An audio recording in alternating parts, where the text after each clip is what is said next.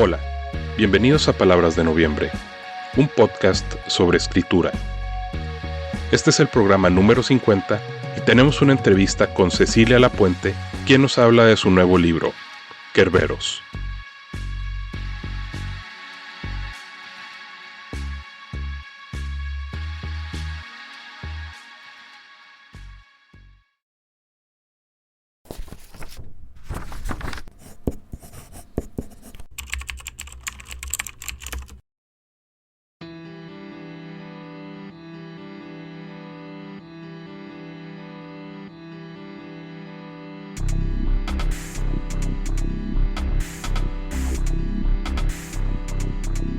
La entrevistada de hoy es Cecilia Lapuente, que nos acompañó recientemente en el programa número 48 y que regresa para presentarnos su más reciente libro, la novela Kerberos.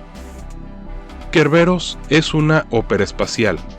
Es un trabajo de años y en él Cecilia escribe una carta de amor al género, inspirada por sus referencias favoritas de ciencia ficción como Star Trek, Star Wars, Firefly, Dune, etc. La historia ocurre en 2 líneas temporales y crea un universo que Cecilia espera poder expandir.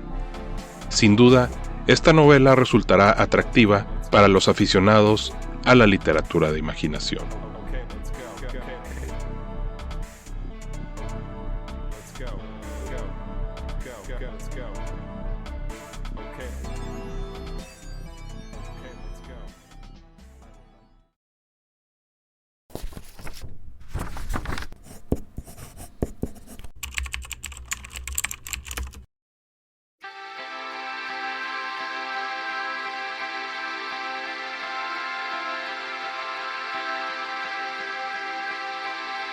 ¿Cuál es el nombre de tu nuevo libro? ¿Qué editorial lo publica? ¿En dónde está disponible? El título de la nueva novela es Kerberos y está disponible en la página web de mi editorial, edicionesni.com, y también podéis acceder al enlace de compra a través de mi página web, cecilialapuente.com. ¿De qué trata tu nuevo libro? ¿En qué género o géneros lo consideras? Pues mira, es una novela de aventuras espaciales, muy space opera. Es una ciencia ficción pero fantástica, basada más en las aventuras intergalácticas y en explorar nuevos mundos y cosas así, que en tener una base científica que, aunque sea teórica, es técnicamente correcta y aplicable, como pueden ser las novelas de Andy Weir, que está ahora muy de moda con Project Hail Mary y todo esto. Aquí yo tiro más de la ficción que de la ciencia, es más aventuras en el espacio. Y como sinopsis, pues a ver, te puedo contar que seguimos las aventuras de la pequeña tripulación de una nave que va cogiendo encargos y trabajillos para ir tirando en esta galaxia tan grande, y les encargan sacar una persona de Kerberos, que es un planeta prisión del que nadie sale vivo. Y ahí ponen en marcha un montón de cosas, claro. Yo soy muy seguidor de lo que ha hecho Vin Diesel con su serie de Riddick. No sé por qué me Ay, suena un poquito sí, parecido. claro, porque hay un planeta prisión, sí, en las crónicas de Riddick, en la segunda, Ujú. van a Crematoria, que es un Así planeta es. prisión que por el día quema y por la noche hace frío. Me parece genial. Es una ciencia ficción de esta muy disfrutable, palomitera, muy blockbuster, ¿no? De disfrutar. Sí. Hay un planeta prisión. Ahí, claro, me vi 8.500 películas de prisiones para ver cómo podía hacer que se escapasen, que fuese interesante, ¿sabes? ¿Nos puedes hablar un poco de los personajes? A ver, lo primero es que Kerberos tiene 2 líneas temporales, una que ocurre en el presente, digamos, y otra en un pasado que no está muy especificado, pero es más misteriosa, más Lovecraftiana, tiene otro tipo de literatura, es un poco más, pues eso, la palabra es misteriosa, queda todo como más velado. Y la del presente, pues tenemos a la tripulación de la nave, que son 5 personajes variopintos, de distintas razas, con distintas capacidades, todos con una historia detrás bastante interesante, en las que pues, nos adentramos más o menos para dar pinceladas de todos ellos, pero dejando un mundo abierto para seguir explorando, para no dar todas las respuestas, ¿no? Y que te parezca, que te pique un poco la curiosidad. Y por otro lado, en el pasado, seguimos los pasos de una expedición científica en los albores de la exploración espacial, y ahí lo que tenemos son un puñado de científicos que nunca han salido del laboratorio y un pequeño destacamento de marines coloniales que les acompañan como escolta militar. Lo interesante de estos personajes es que considero que tengo tres protagonistas, ¿no? El capitán de la nave, al que le encargan sacar a esta persona de la prisión, la científica jefe de la expedición del pasado y, por último, el personaje misterioso al que quiera rescatar. Y a estos tres les he dado el tratamiento del protagonista. Cada uno de ellos realiza su propio viaje del héroe personal, en lugar de tener un prota claro y secundarios. Decidí que estos personajes se me quedaban cortos como secundarios, ¿sabes? Les tenía que dar un poco más de entidad. Entonces tengo tres, que no son tres protagonistas, pero lo comparten un poco, son tres personajes principales. ¿Alguno de estos personajes está basado en una persona real? De la vida real yo creo que no, aunque luego se te escapan cosas, a todos los autores nos liquean cosas de la vida en nuestros personajes, pero no me he basado en nadie en concreto de mi vida real, aunque sí te puedo decir, o sea, no puedo negar que la tripulación está inspirada en la serie de televisión Firefly, soy muy fan, es una serie que se estrenó en televisión en 2002, muchísimo antes del streaming, por supuesto. Tuvo muchos problemas, pero principalmente es que fue maltratada, no tenía hueco en prime time, sacaban los capítulos de manera desordenada y esto hizo que la cancelaran porque nadie la veía. Y la cancelaron con solo 14 episodios, pero los fans pues les encantaba, entonces reventaron las ventas de DVDs, hicieron todo lo posible como por mantener vivo ese universo, como por demostrar que les importaba la serie. Y fue así que consiguió el productor Joss Whedon, consiguió hacer una película en 2005, Serenity, como para terminar la historia de Firefly. Es verdad que la película es muy atropellado, porque igual él lo tenía planteado para un montón de seasons, ¿no? De temporadas, y lo tuvo que terminar de manera muy abrupta en una película, pero por lo menos pudo tener un final. Entonces, bueno, todas estas historias de detrás de las cámaras me parecen muy interesantes. A mí la serie me encantaba. Si la ves ahora, tiene esos efectos especiales muy de los 2000, que son como, bueno, ahora los vemos un poco pasados de moda, un poco cutres, pero es que tiene un encanto muy especial la serie. Entonces, la nave en la que ellos van, aunque me encantan muchísimas otras películas de ciencia ficción, pero la nave, la tripulación y un poco es un homenaje a esta tripulación de la Serenity. Y ahorita que lo comentas, empiezo a imaginarme cómo nuestra generación de cierta manera, bueno, acá en México por lo menos, nos cayeron muchas series que eran de los 70s, digamos. Yo te estoy hablando que yo me crié en los 80s y nos caían series de, no sé, Viaje al fondo del mar o la serie de Batman original, y como que tenemos esa nostalgia de eso, como que lo vivimos de niños y quizás también lo estamos volviendo a vivir con estas series de los 90s que fueron de nuestra juventud, de los 2000s, una que me acuerdo yo mucho, no sé si la llegaste a ver porque también les pasó semejante, que fueron 6 episodios nada más, que hicieron una serie de Vampiro la Mascarada. Ah, no, esa no la he visto, pero conozco. Sí, sí, sí. Sí, pues hubo, te digo, iba a ser una serie de toda la temporada, pero realmente nomás fueron 6 episodios los que lograron sacar y había un Gangrel, era muy camarilla, si sabes el lore del juego. Del juego, sí, sí, sí. Conozco el juego, pero no sabía que habían llegado a hacer una serie o intentado. Le tendré que echar un ojo. Sí, en inglés se llama Kindred the Embraced. Me imagino que lo han de haber puesto en español como La Hermandad, algo así. La miraré. Pues yo creo, siguiendo esto que comentas, que ha habido ahora mismo un boom, llevamos unos años de mucho boom de los 80. Y eso es porque los que fueron niños en los 80 ahora son directores, guionistas, escritores. Entonces nos está llegando los 80. Yo soy un poquito más joven, yo nací en el 85, entonces las pelis que yo vi, mi adolescencia, fueron esos 90, 2000. Entonces creo que estamos entrando en esa época en la que ahora nos toca a la siguiente generación poner nuestras referencias y poner lo que nos gustaba de niños, ¿no?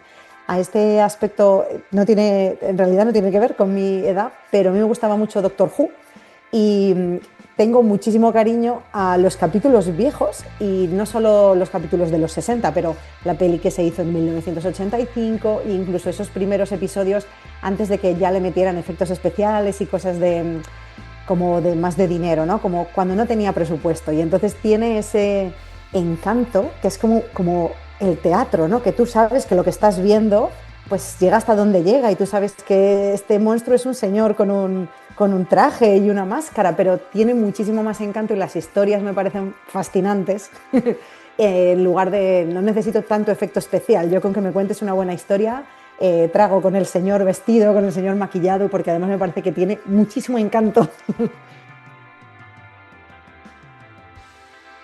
¿Hubo algún momento de tu vida que haya inspirado algo de este libro? Que este libro al principio no se llamaba Kerberos, se llamaba, yo que sé, otra cosa muchísimo más loca. Surgió con mi padre en casa. Nosotros somos muy fan de la serie Alien, de todas las películas de Alien. A mi padre le encanta la primera, mi favorita es la segunda, siempre tenemos ahí una discusión.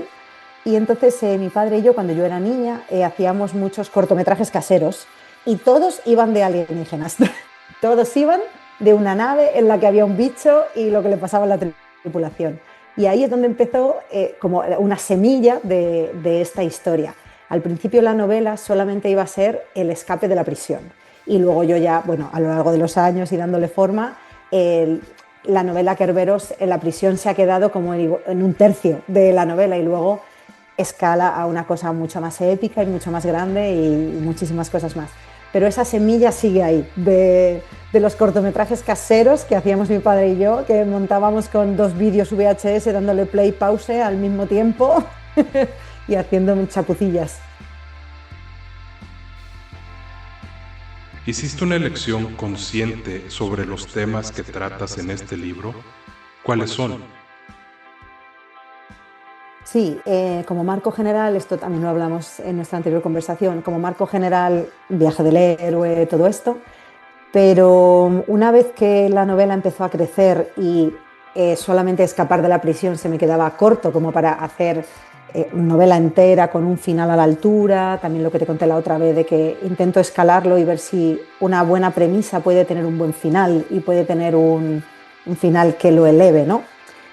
Pues aquí el tema principal, el tema core de la novela es naturaleza versus crianza. Esta idea que viene a plantear si la personalidad de un ser humano viene predeterminada por la genética y de dónde vienes o por las experiencias y la educación recibida. No te puedo contar mucho más sin hacer spoilers, pero ese es el corazón sobre el que gira toda la historia.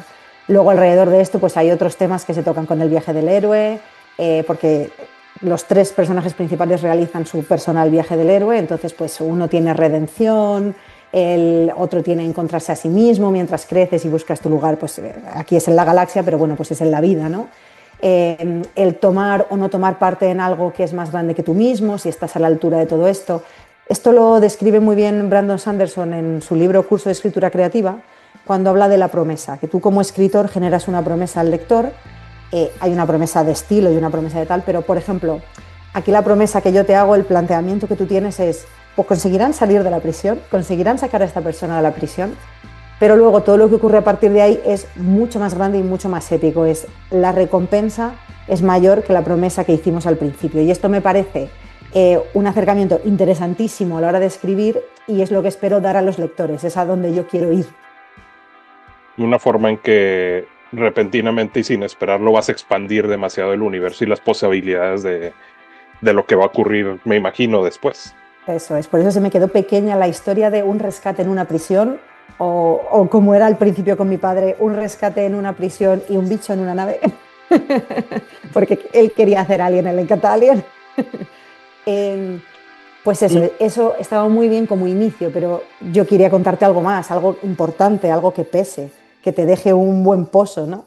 Entonces, pues empecé a gravitar alrededor de esta idea de, vale, pero esta persona de la prisión, ¿quién es? ¿De dónde viene? ¿Qué es lo que importa? ¿Por qué lo están sacando de ahí? ¿Porque es alguien importante o por las cosas que ha aprendido? Bueno, ahí estamos, ¿no? ¿Qué te inspiró a escribir el libro? ¿Algún autor, obra o situación específica? Bueno, ya nos hablaste un poquito de la inspiración de Firefly. ¿Alguna otra inspiración que tengas? Y Alien también. Sí.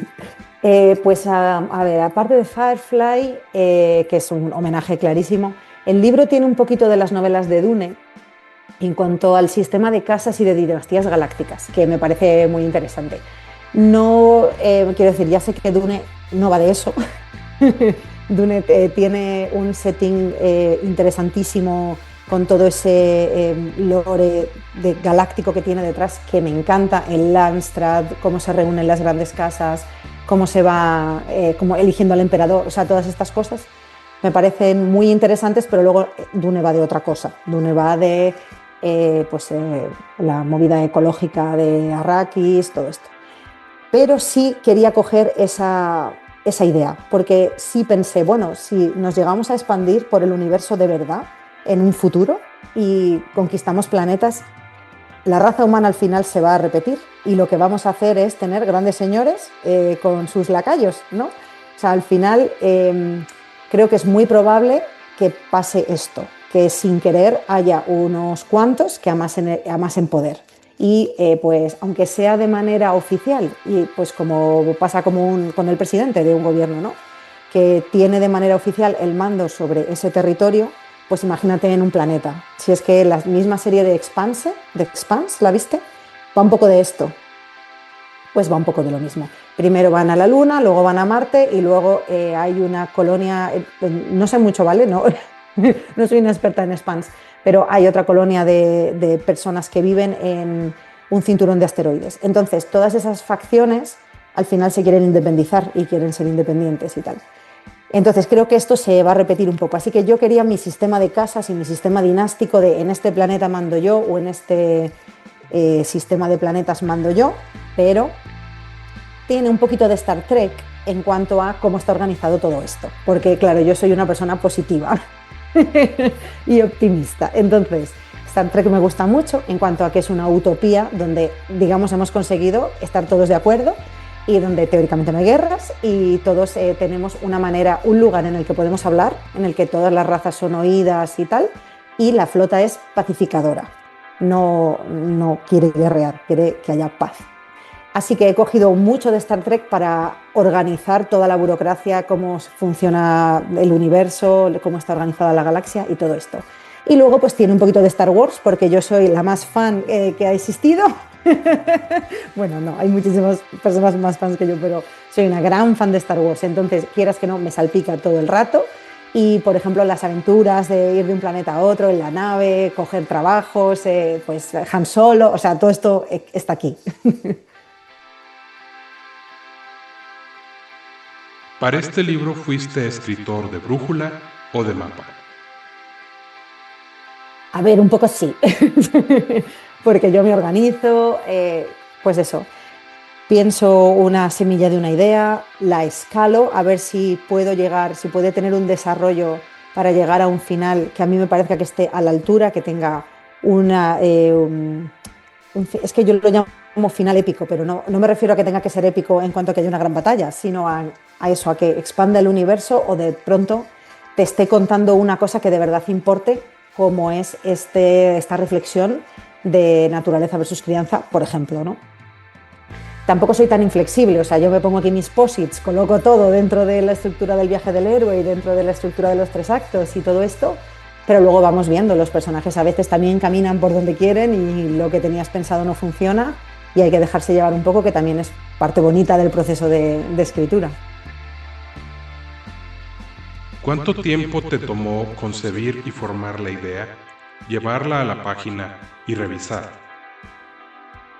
¿Cuánto de la idea del libro tenías en mente antes de empezar a escribir? No, muchos años. Este libro en concreto lleva en mi cabeza pues desde que era niña, con esto que te contaba de los cortometrajes, que esto es más bien una anécdota, pero bueno, nació ahí la idea del planeta prisión, del que hay que escaparse y no sé qué. Y luego terminé, yo creo el primer manuscrito lo terminé en 2023. Y de ahí,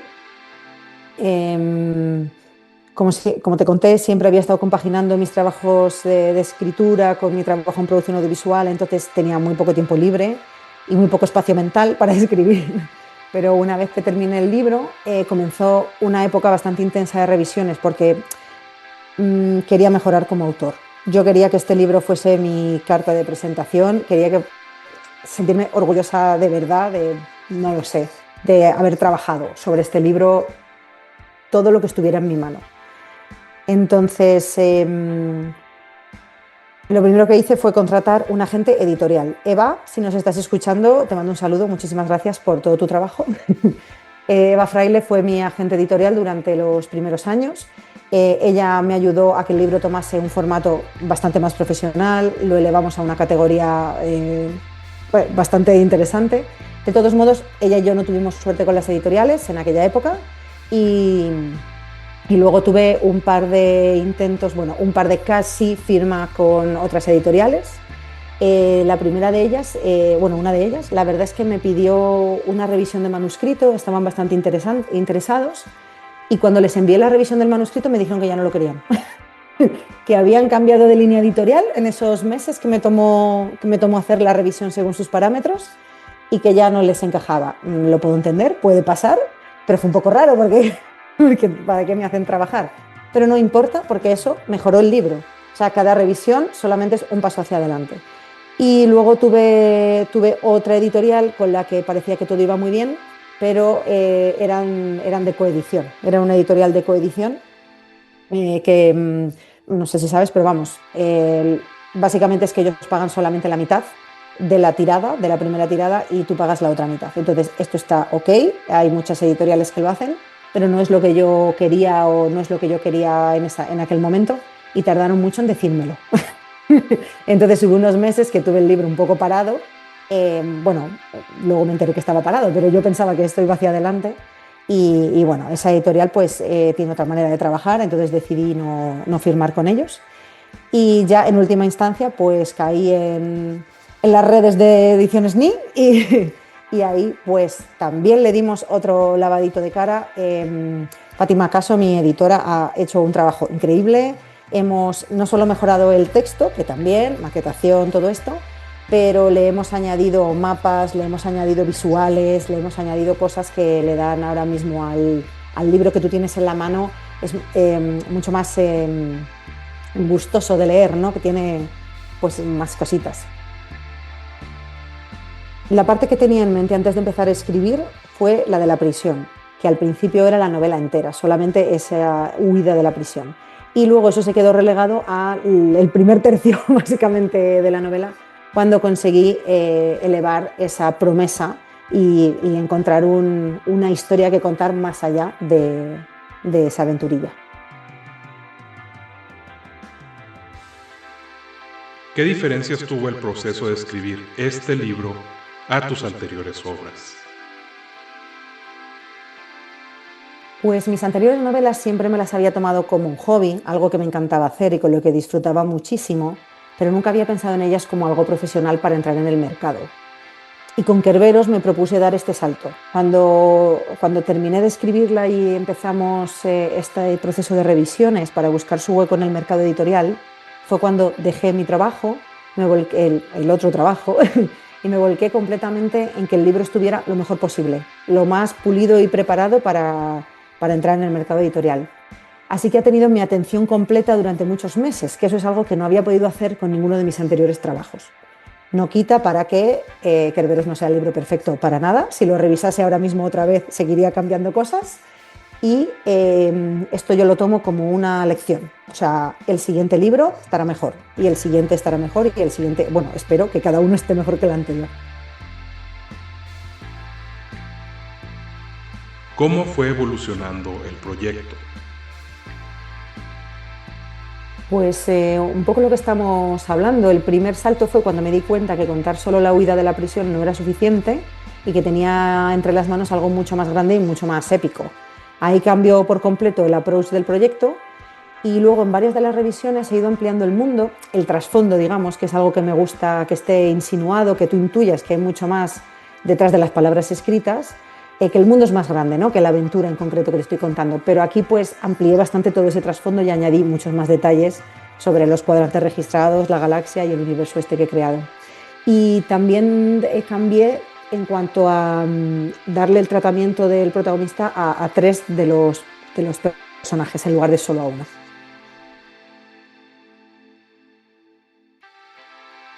¿Qué retos encontraste al escribirlo? ¿Qué lecciones aprendiste durante el proceso? Pues mira, aunque yo me apoyo más en la ficción que en la ciencia, como te comentaba, porque no soy científica y quiero que la lectura sea ligera, dinámica y ágil, no esta ciencia ficción hardcore que hay ahora, ¿no? Muy científica y tal, es cierto que he tenido que hacer un par de revisiones con gente de estos gremios que me han ayudado a no meter la pata con cuestiones científicas. Aunque sea dentro de un mundo ficticio, hemos tratado de cuidar ciertas cosas, yo que sé, como el funcionamiento del sistema de gravedad artificial dentro de una nave. Es una cosa de ficción, pero quiero que resuene a una ciencia o a una realidad que podría ser posible, o que es posible. No me interesa demasiado darte una explicación súper larga, pero quiero que lo que leas no te saque de la historia, ¿no? Que no te haga pensar, uy, esto no puede ser, esto es imposible. No quiero que tengas esa reacción adversa. Yo quiero que lo que haya tiene que poder sostenerse dentro de la ficción que hemos creado. Entonces ahí me ayudaron pues un par de ingenieros aeronáuticos, gente que sabe pues mucho más que yo de cómo vuelan las naves, cómo funcionan los barcos, gente así. ¿Qué lecciones aprendiste durante el proceso? La principal lección es humildad, como en el proceso de escritura de todos los libros, porque escribir un libro tiene muchísimos altibajos. Un día estás eufórico porque crees que has escrito una cosa maravillosa, a los 5 minutos, ya ni siquiera te digo al día siguiente, a los 5 minutos tienes un bajón grandísimo porque estás pensando que es el peor libro de la historia y que nadie lo va a querer leer, y es un poco montaña rusa emocional, ¿no? Cada vez que crees que tienes una historia sólida y bien construida, pues en cada revisión le ves una costura, una cosa que no está bien cerrada, una cosa que crees que puedes mejorar, y seguirá siendo así, como te decía, si lo volviese a revisar.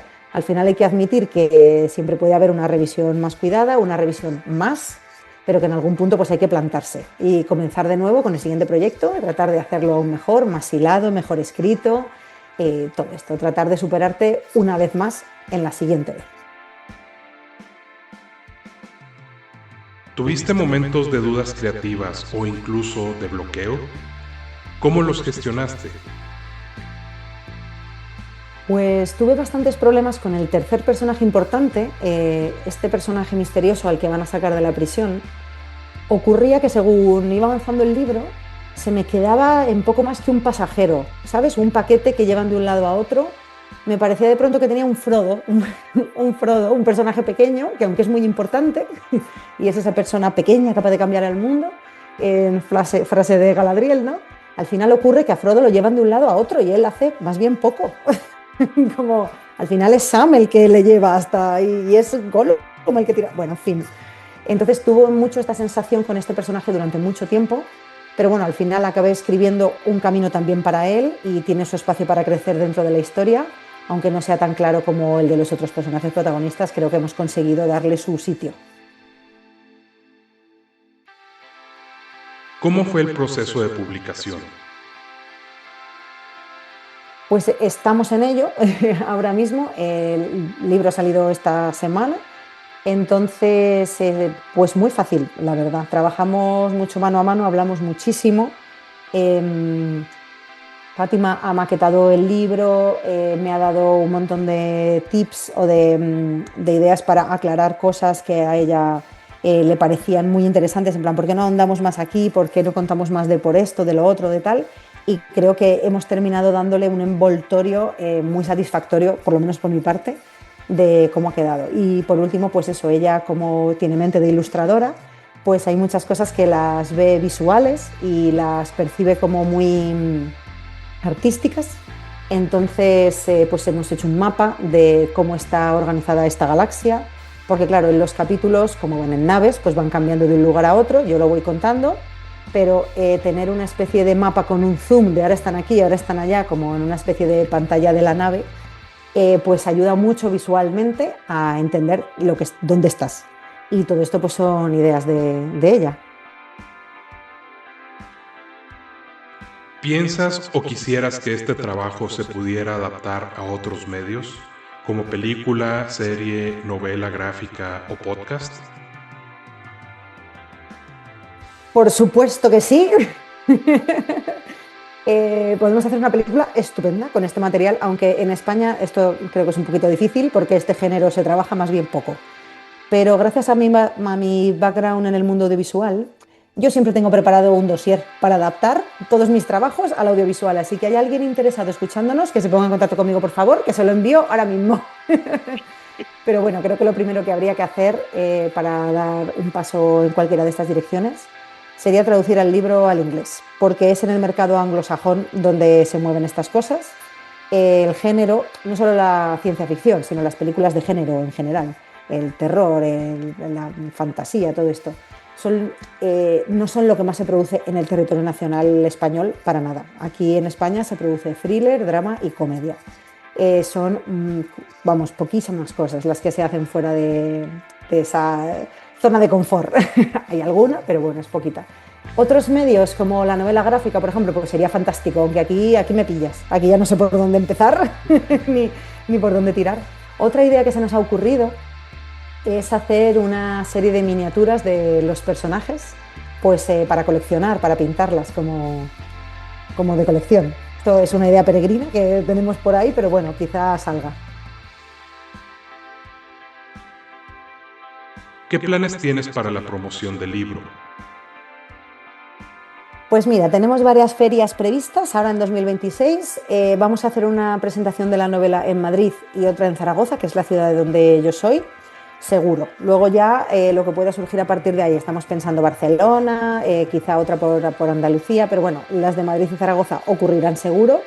Ya iremos avisando en las redes sociales de cuándo, porque de momento no están cerradas. Y las ferias lo mismo, las vamos anunciando poco a poco. La primera la tenemos el 25 de abril y a ver qué tal. ¿Qué deseas que se lleven los lectores de este libro?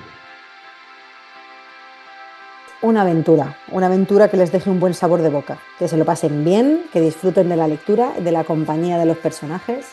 O sea, mi misión en esta vida es entretener y hacer feliz a la gente durante un rato. Que se olviden los problemas del día a día y que sean bienvenidos a este mundo y que lo disfruten. ¿Nos puedes leer un fragmento de este libro? Mira, os voy a leer un fragmento del capítulo 10. Empujados entre la multitud, abandonaron el muelle de aterrizaje y pasaron a desinfección. Un proceso rápido y automatizado donde les rociaron con químicos pulverizados. Se les entregó su ropa de preso, unos pantalones grises en los que la talla era algo orientativo y una camisa del mismo tono con una K que pretendía ser de color naranja a la espalda. Por último, se les despojó de toda pertenencia material, implantes biónicos y transmisores.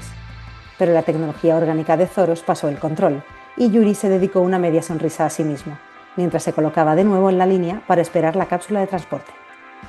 La plataforma de lanzamiento estaba casi a punto para el alineamiento con el bloque prisión, una masa rocosa enorme, alrededor de la cual orbitaban el resto de fragmentos en suspensión, los pedazos del antiguo planeta Cranton.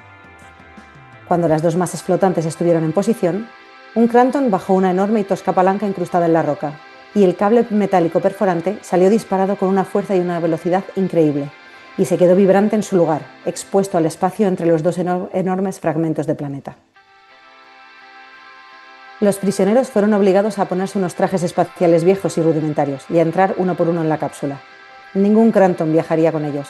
La cápsula estaba totalmente automatizada. Iba y volvía por el mismo cable perforante entre los bloques orbitantes en el espacio abierto. No había dónde huir. A través del visor, rayado y escuchando su propia respiración, Yuri comprobó que la mayoría de los reclusos estaban muertos de miedo, llorando incluso, y que solo unos cuantos permanecían con una expresión impasible, en estado de shock. Cumplir condena en Kerberos era morir en Kerberos. Una bocina anunció la inminente salida de la cápsula, que se puso entonces en movimiento, primero con una ligera sacudida y luego con una fuerte convulsión que los sacó de la roca de los Cranton hacia el vacío entre los flotantes restos del planeta. Zarandeándose con violencia de un lado a otro, fue cogiendo velocidad, mientras pequeños fragmentos de roca pasaban extremadamente cerca de los cristales. Agarrados a las barras del techo, a las esquinas o arrodillados en el suelo, los presos trataban de contener las náuseas y de mantener el equilibrio. Yuri se mantenía erguido, pegado a una sucia ventana. Desde ahí podía ver el gran bloque central cada vez más cerca, y también a Arisarsis, sentado un poco más allá. Al poco, Sera se acercó a él y se agarró a la misma barra, afirmando con la cabeza. El siguiente paso del plan estaba en marcha. ¿Estás trabajando en otros proyectos? ¿Nos puedes hablar de ellos? Sí, mira, ahora mismo estoy trabajando en una serie de libros infantiles, sí, creo que hablamos de esto. Unas niñas que tienen aventuras durante el recreo. Entonces, la primera aventura de estas niñas espero que salga en 2027. Y luego, por otro lado, estoy trabajando en la reescritura de la novela que yo autopubliqué en 2015, La Orden de los Cazadores. Le estamos dando un lavado de cara y una buena actualización porque yo he cambiado mucho como autor, pero también como persona. Y a mí esta historia me gusta mucho y quería contarla mejor, no quería que se quedase en el olvido de la autopublicación y no volver a saber de ella nunca más. Si todo sale bien, la publicaremos en físico, ya os iremos contando. Esta es una novela de fantasía urbana, más bien, que trata sobre una orden secreta de cazadores que operan en la noche y dan caza a unos misteriosos espíritus que aparecen con la niebla y que son muy agresivos y mortales. Todo transcurre a final de los años 90, mi época favorita, de modo que juntamos monstruos fantásticos con armamento militar y acción noventera, como una buena película de aquellas. Y es un poco coral, ya que aquí en la Orden pues esto es un mini ecosistema aislado del mundo real, donde viven los cazadores, los mitólogos, los armeros, y pues son de varias nacionalidades, pues, como el mundo real, pero fantástico, ¿no? Y aquí lo que pasa es que como hay adultos y gente más joven, tiene una pequeña parte de young adult, de adolescentes con sus cosas. Entonces, bueno, se juntan ahí un par de cosillas. Pero bueno, tengo muchas ganas de que la leáis todos. ¿Nos puedes compartir tus redes sociales o forma de contacto? Mi web es cecilialapuente.com, ya está operativa. En ella encontraréis las novelas, además de los links a la web de Ediciones Mi para comprar los libros. Y pues ahí todas las novedades y todo esto. También podéis seguirme en Instagram, Cecilia H. Lapuente, donde subo bastante contenido de escritura y del millón de cosas frikis que me interesan. Y luego pues tenemos un pequeño podcast que se llama Un café con palomitas, que está en YouTube y en Spotify.